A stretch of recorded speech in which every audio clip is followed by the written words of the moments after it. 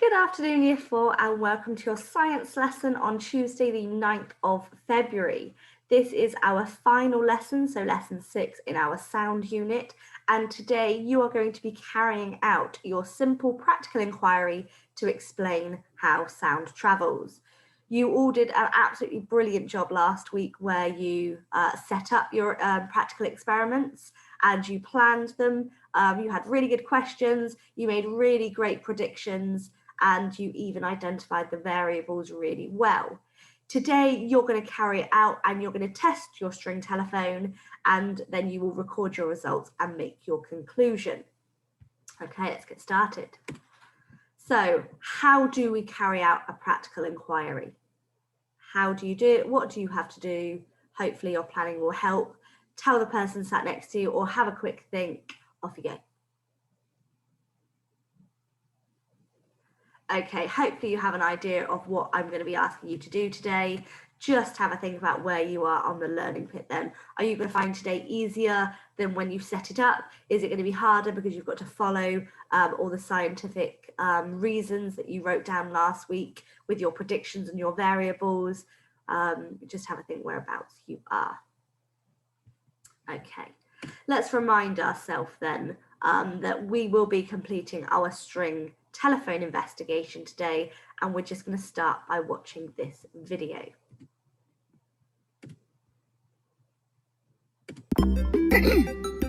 Today I would like to explain volume. Sounds are... Excuse me. Could you keep the noise down, please? I'm trying to do an important talk. Well, yeah, all right, mate, but I've got to get this fixed, you know what I mean? Sounds are, of course, vibrations that travel through the air. But what the... I'm sorry about this. That's better. Where was I? Ah, yes. What makes the difference between a quiet sound and a loud sound? Well, it's all to do with the strength of the vibration. A weak vibration makes a gentle sound wave which doesn't travel very far.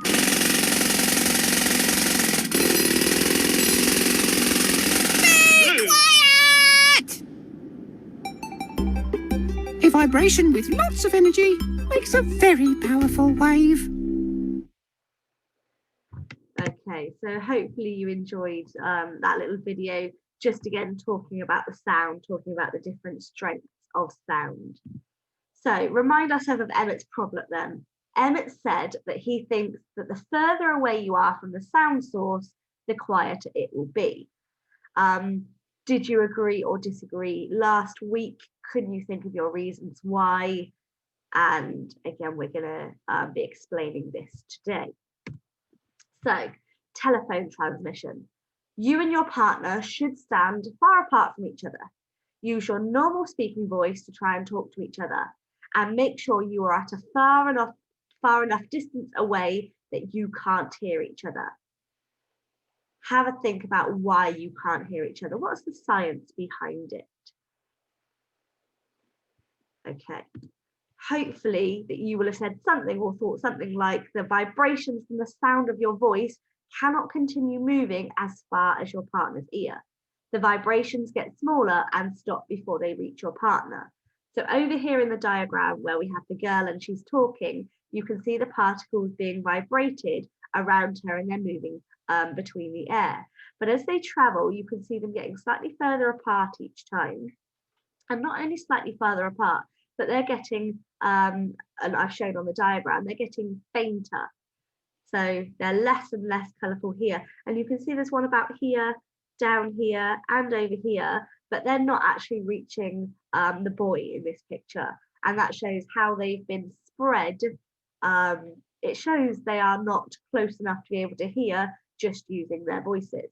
So this is the first part of the experiment I will ask you to do. I will ask you and a partner, if you're in school, or you and someone else from your home, to make sure you are stood somewhere, hopefully not with loads of other background noise, but somewhere where you can't hear each other.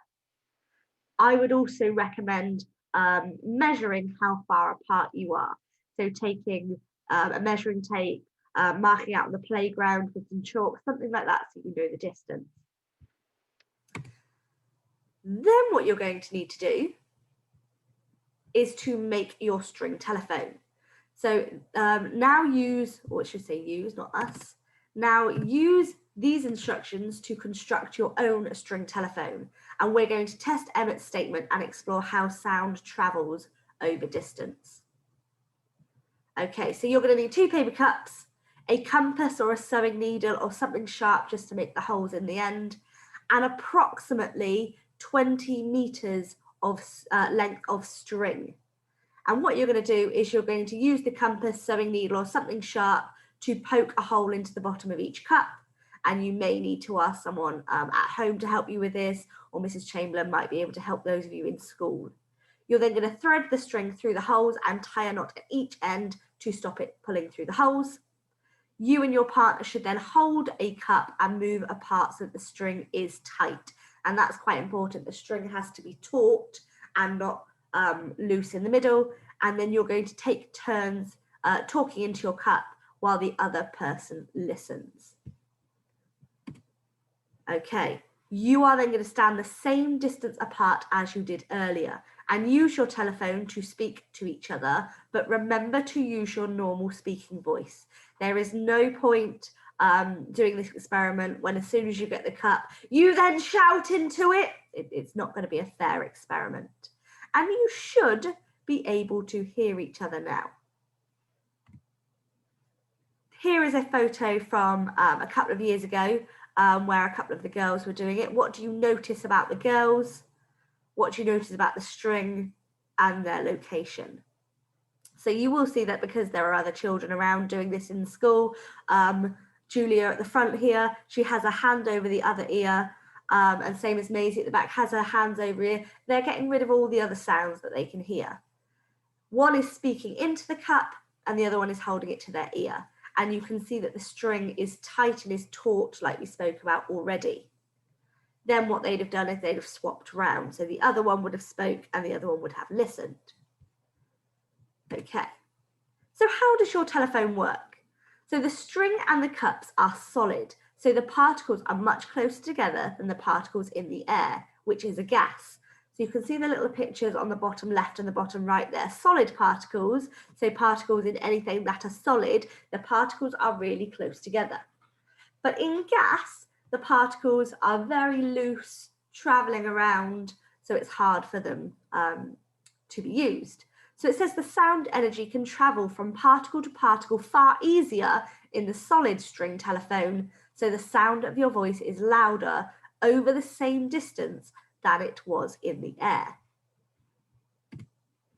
Okay, so your task today then, you have or should have by now, or will do in just a moment, complete your practical inquiry. Once you have tested your string telephone, please now record your results. So it's up to you how you do this, but this may include how far apart you were and without the string telephones and how much or little you could hear.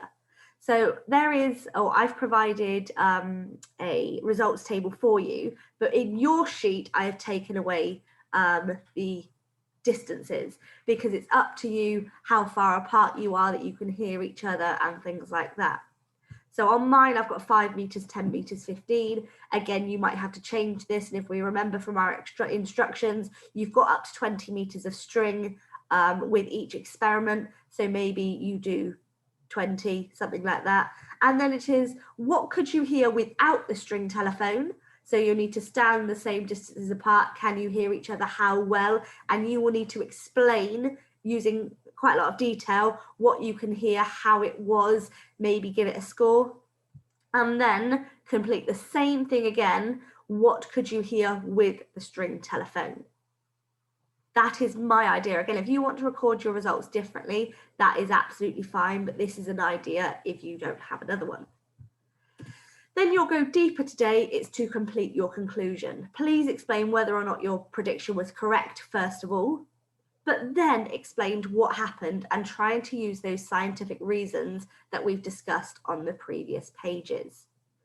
I wish you lots of luck today. I do hope you really enjoy completing the science experiment, but please make sure you come back to write down your results and write down your conclusion.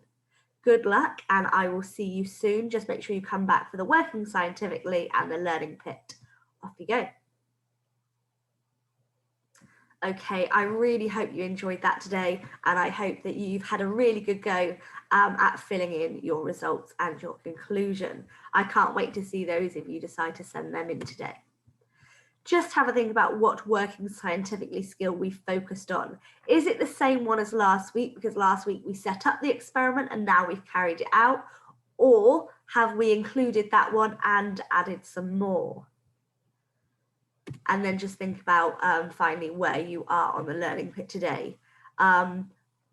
If you're in school, you can share your conclusions with another couple of friends. Did they discover the same as you? If you're at home by yourselves, don't worry about doing that at all, but just have a think about how easy you found it and what science you learnt from it.